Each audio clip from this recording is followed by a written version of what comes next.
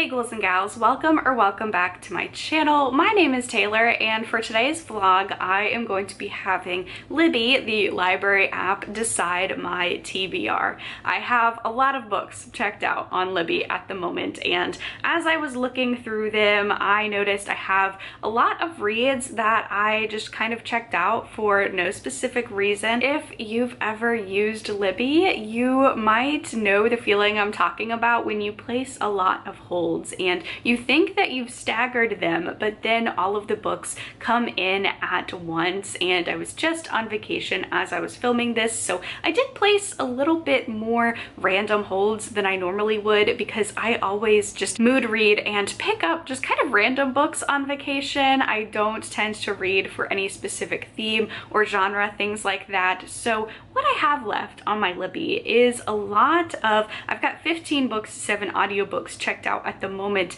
and a lot of it is so random, and I don't know, if I don't read them for a vlog like this, I don't know when they'd get read. So I just thought I would go ahead and have Libby dictate my reads for this week. So that's what we're going to be doing. We're relying on the library, we're relying on Libby, and what I am going to do is go to my Libby shelf and organize my loans by due next and work off of that list. When I got the idea for this vlog, the first book that popped up is actually a book that is a reread for me, and I am so bad about rereading things. So the first book that we're reading for this vlog is Briardark by S.A. Harian, and this is a book I think I read 2 years ago now, and the sequel has just come out, and this book I knew I needed to reread it before the sequel came out. Checked it out from the library and just have not gotten around to reading it, and I figured we're gonna go ahead, let's make a vlog, let's make sure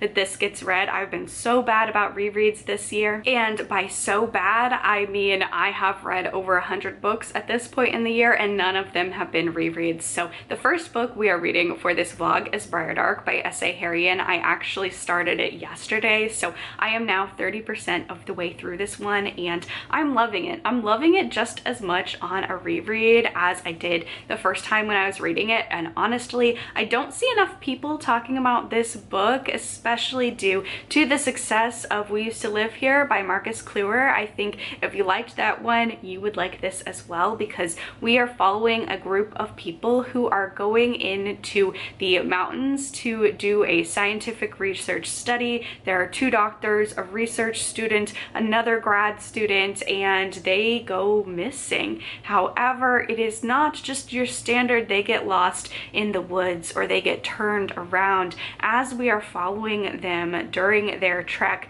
strange things start happening. The map starts not lining up with their compass and the landscape around them. Things start changing day by day. They start seeing weird things in the woods. So we are following this pretty doomed expedition, and then we are also following a man who works at IT for a university, and he finds these very strange flash drives and information, and as he is going to wipe them so they can be repurposed for another professor, another class, he sees a series of very strange audio files and information, and he starts listening to them and starts to realize that something bad has happened to Dr. Sierra Dupo and the rest of her team, and they were following back and forth as we're uncovering alongside of Holden, who is this IT guy trying to figure out what is happening to this expedition and if he can do anything to save them. This was pitched when it came out for fans of Lost, and I would say I can totally see that.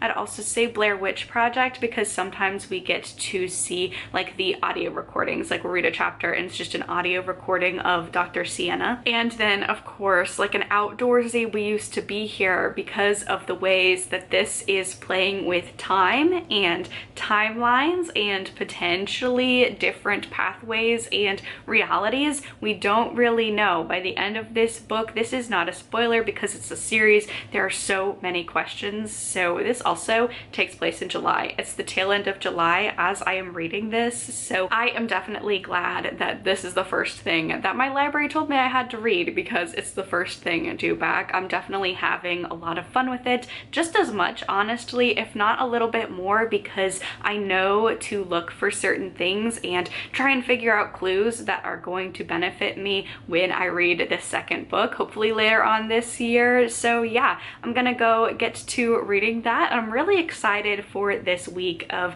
kind of random reads. I'm excited to see what Libby has me read this week.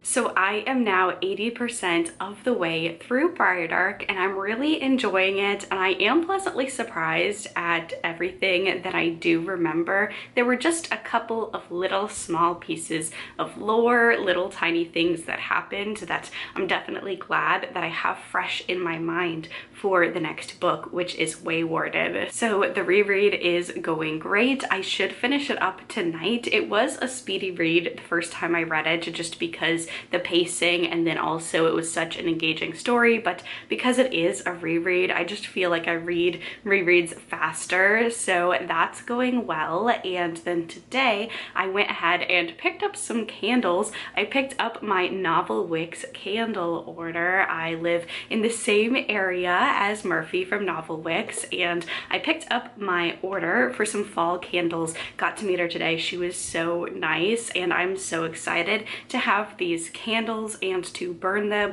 We are currently in a severe heat warning here in Arkansas, but I think that just means I need to stay indoors and burn some fall candles to try and pretend I'm in a cooler climate. But I did get 3 candles and I wanted to show y'all because I'm so excited to burn these, and they all smell so good. So the first one is Basic Witch, which is chocolate fudge scented. It's a very sweet candy-like chocolate smell, and I love that this candle has green glitter. It just makes it feel very witchy. Next up, we have Trick or Treat, which is a pumpkin spice buttercream. I love the little artwork that goes with this one. It's a perfect pumpkin-y shade of orange on the inside, and at first sniff, I think this one is probably my favorite. They all smell really good, but just on first sniff, first cold sniff without burning them, I do think this one is my favorite. It just smells so delightfully like fall. And then last but not least, we have Horror. Horror is spiced cider and chestnut. It's got like a yellowy orange sort of glitter, a little less pumpkin-y and a little more just like leaves, like the color of changing leaves. And the other two are definitely more sweet. This does have a little bit of sweetness as well, but this just smells like autumn. I know when I burn this one in my house, my whole entire house is going to smell like fall, so I cannot wait to burn these. So that is the candle haul and a little mini book update. I am hoping to finish Briardark tonight. We are planning on going to Jurassic World, so I do have a couple of hours before that, and then when we get back from the movie, a couple hours as well. I would like to finish it just because I am genuinely enjoying it so far, but I do need to get a head start on the next book in this vlog before it gets returned to the library as well, so kind of a double whammy there in terms of motivation. But I'm gonna go get to reading. I will check back in later with a reading update.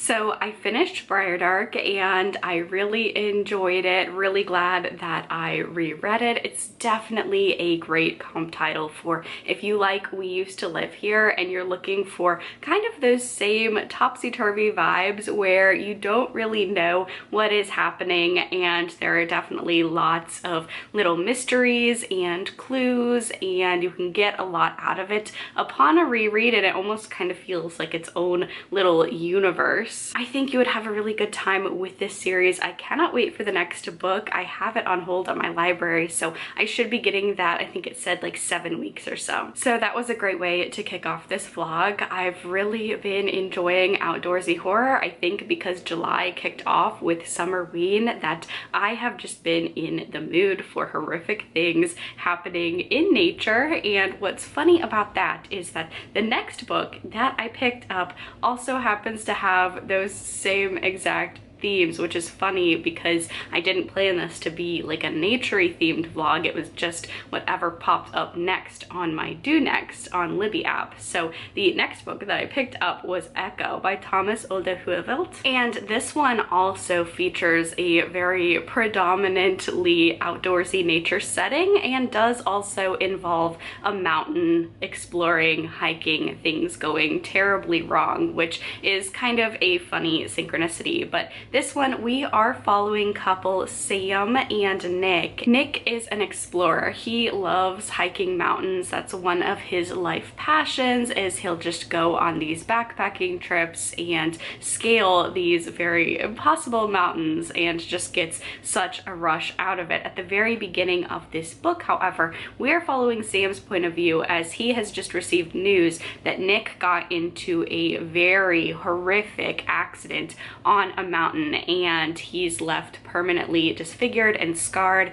He was very lucky to walk out of this accident alive, and the man that Nick went hiking with didn't end up making it out of the accident, and there is actually no body to be recovered. So Sam is going to Nick's hospital bed hoping that his boyfriend pulls through, and he does. However, there is a long road ahead for the two of them, not only getting used to the new normal. Nick is going to have facial reconstruction surgery, a lot of different surgeries to be able to regain functionality of his mouth. So there's not only a long road ahead of them as they adjust to that new normal, but the first day that Sam visits Nick, Nick slides him a note that says that this was not an accident and something is being covered up. So as these two men start to go through the healing process, they start to suspect that Nick might have brought something back with him from the mountain, and that what happened on the mountain is something that wasn't just a rock climbing accident,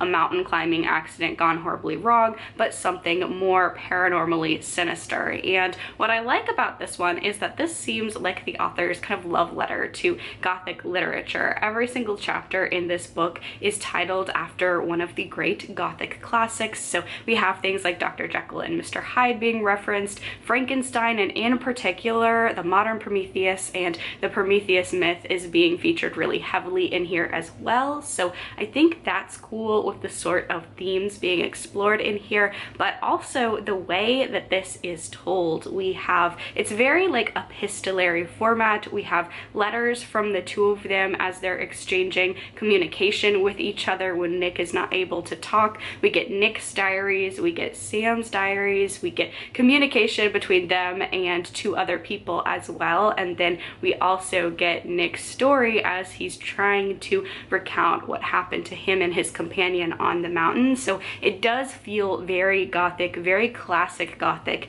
in the way that this is being told, and it's being told as it kind of feels like an oral story, which I just think is really neat. Last year I read Hex by this author and I really enjoyed it and vowed to read something by him, and I think that's when I placed this one on hold. Actually, it had to have been around that time. I know the holds list for this book in particular, for most of this author's books actually, are pretty long and pretty lengthy, so I really am glad that I'm getting around to this one. It's a very different vibe than Hex. Hex was a lot of fun. It was a small town horror about a witch that I really enjoyed. This one just seems to be dipping more into the Gothic tradition in a whole bunch of ways, and I like that. I'm a big fan of Dracula and Frankenstein especially, and this just really feels like it's a love letter to that in a lot of aspects. So I am about 40% of the way through with this one already. I just could not put it down. Yesterday when I finished Briardark, I was on a high, wanted to continue another book, and just fell into this one. However, I will say my library hold expires towards the end of today, so I don't know if I'll be able to finish it up with the ebook. However, I did find an audiobook copy on Hoopla, so I will primarily be reading this one with the ebook version, but once that gets returned to the library, I'll finish it up with the audiobook. But so far, so good.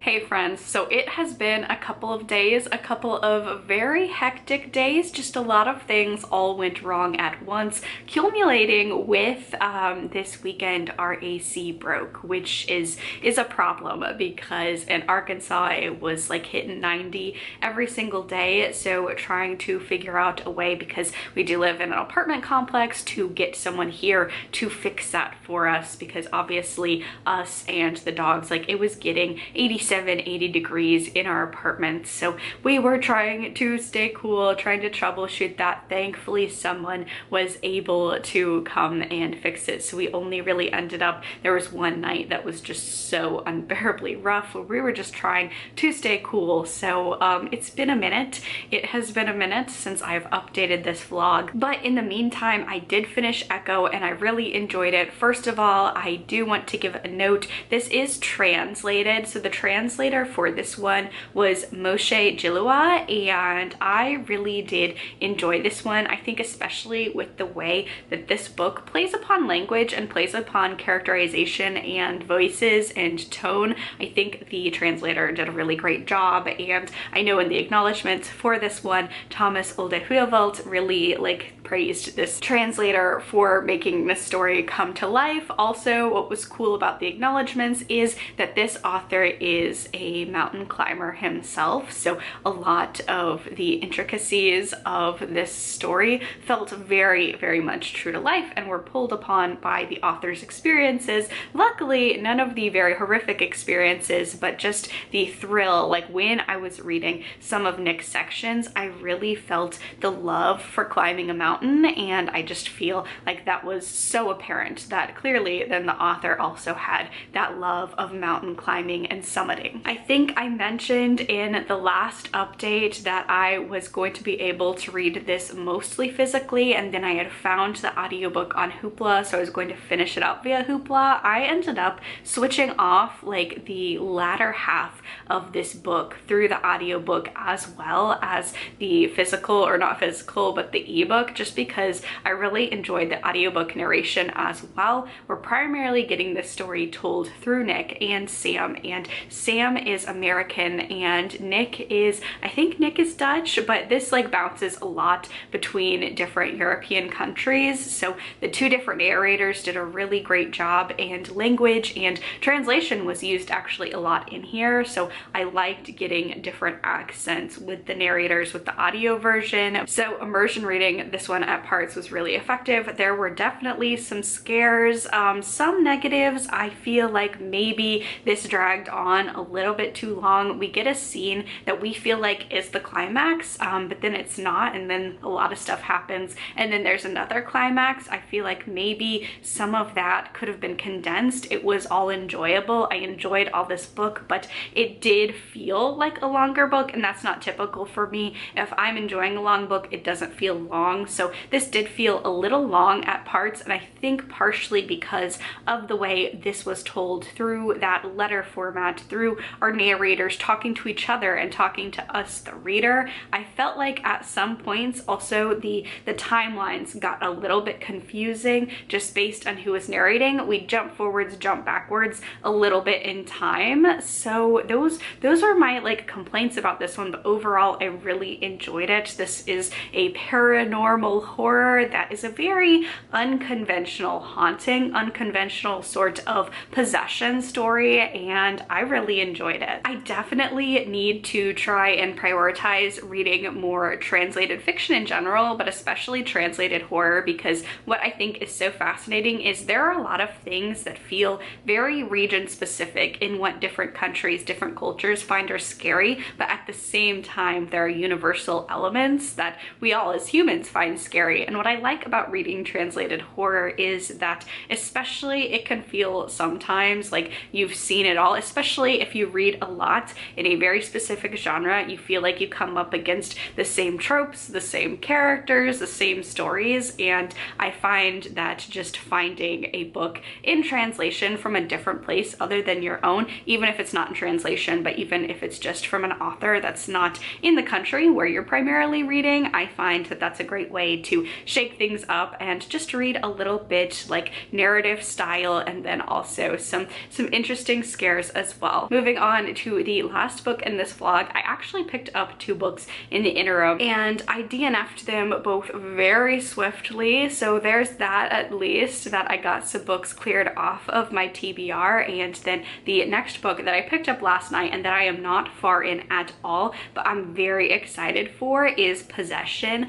by A.S. Byatt. I am really not sure how this book got on my radar, but I am intrigued, so we're going to be reading it. It came out in 1990 and it's the winner of England's Booker Prize, and it's a novel that tells the tale of a pair of young scholars researching the lives of 2 Victorian poets. As they uncover their letters, journals, and poems and track their movements, what emerges is an extraordinary counterpoint of passions and ideas. So I'm intrigued, and also I'm kind of noticing actually that unintentionally this vlog kind of is having a theme. We had Briardark, which felt like a found footage movie and did have some epistolary elements. We had Echo, which definitely was told in a very epistolary gothic style, and then this one, our main characters who are trying to uncover a literary mystery and have to dive deep into things like letters and writings and poems to uncover the mysteries. So again, not far in this one at all,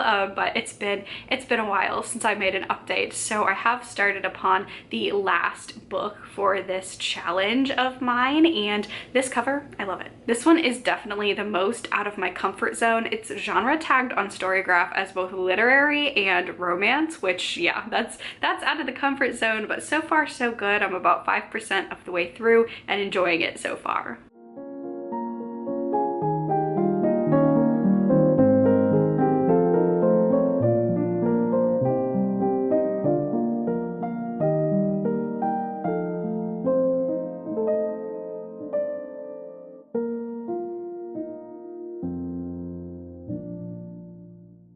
So I am now 30% of the way through Possession, and I do remember why I had placed a hold on this one, because this feels very much in the same vein of the Da Vinci Code or the Historian, but for poetry. So we are following 2 doctors of poetry, and they each have centered their life's work around a particular poet. And those 2 poets are Randolph Henry Ashe and Christabel Lamotte, respectively. At the very beginning of this book, Roland, who I would probably argue would be the main character, even though there has been some third-person head hopping throughout this book, Roland is researching and just doing some very standard research on Ashe, and he discovers in one of Ashe's books a couple of letters that are letter drafts, but they seem very personal in nature, and he cannot figure out who they would have been written to. And the scholarship in all that is known about Ash's life.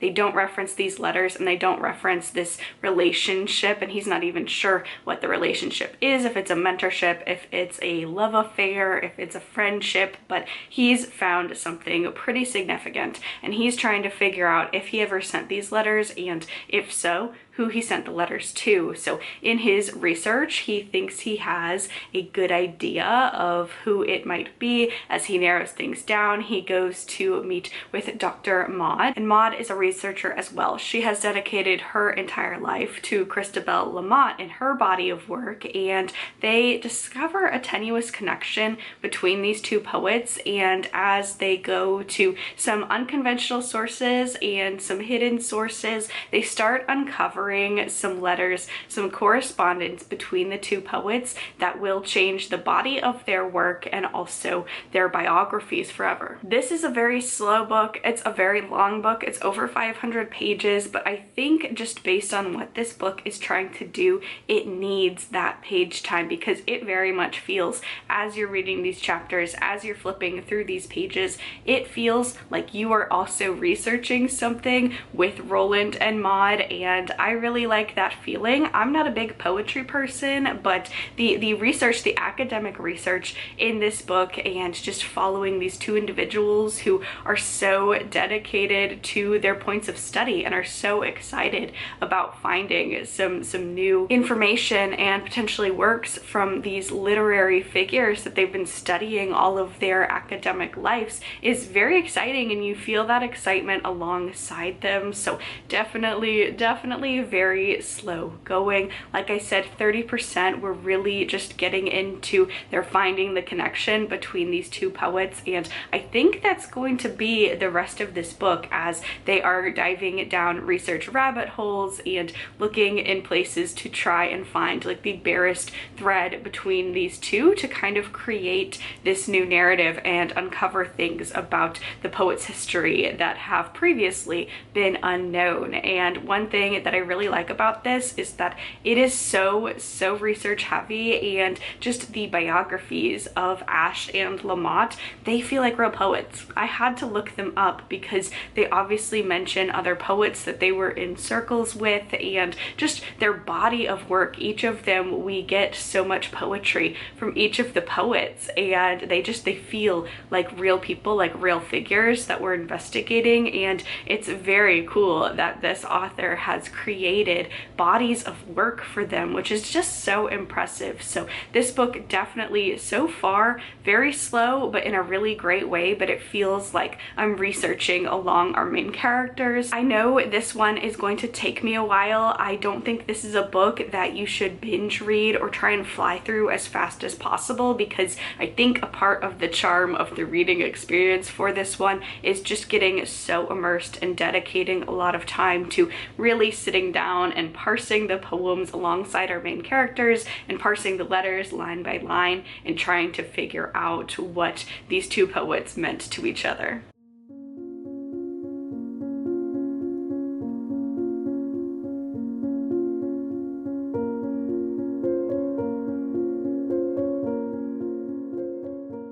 So I am now about 80% of the way through Possession, and I'm still enjoying this one. It definitely feels like an academic exercise, to each their own, but just for me personally, this is a book that I have to sit down and really lock in and dedicate my time to, at least for me, just because I am not the most well-versed in poetry. So because this deals so much with poetry and classics, it's definitely a slower read for me, but that's not to say that I'm not enjoying it. It's just taking me more time than I thought. So it's still going great. I will say a couple of things that I think I've forgotten to mention at this point when talking about this book. We are following these two scholars. It takes place in the late 1980s, and then the two poets that they are researching are both in like the Byronic era of poetry. So we do flip back and forth. We do have passages in the, like, I don't want to say modern day because 1980s is technically historical fiction still. This was contemporary when it was written, but those sections are a lot more digestible, a lot more easy to read than the sections that dive deep into the 1860s, 70s, which does make sense. And I just think what is so cool about this one is that the author, like, not only is writing the story, but has created two poets and then also their entire, like, bibliography of work. So we're reading a lot of epic poems and poetry and letters throughout, and it's really feeling like such an immersive reading experience. When I'm reading it, I definitely feel transported. I'm definitely enjoying this out of my comfort zone read just because it is heavily focused on this romance and it's a little more classical in tone, but what is very much aligned with the types of books I like is the epistolary format, playing with letters and communication as a way to tell a story, and then an academic quest I do really like as well. So far so good. Only 20% more to go, and then I should wrap up both this book and this vlog.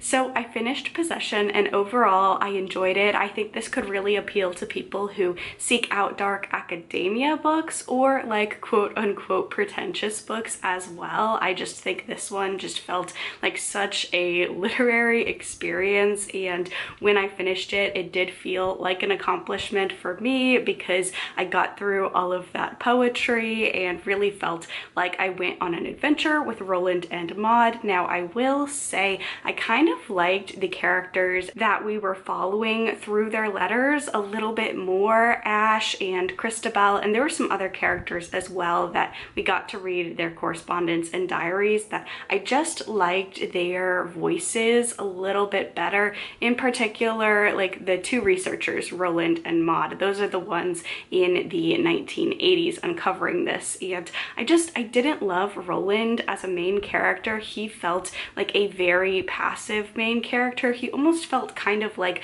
a Nick Carraway, where he's the main character but he's so passive and just watching everything happen, and I just felt like I didn't like a lot about his character. And even though we do follow both him and Maud, I just feel like having a little bit more focus on Maud throughout the story makes more thematic sense, but that was okay. I mean, there was enough switching back and forth, and this book really isn't about the researchers at the end of the day. It's about these poets and uncovering different aspects about their lives that were hidden before and really making them come to life. So the fact that I didn't love one of the modern point of view characters didn't really detract too much for me. This one also did something that's one of my personal writing pet peeves as well, is taking physical attributes of the characters when describing them and using those to signify negative or positive personality traits, because that's just not the way it worked. This one definitely felt a little like the more attractive a character was,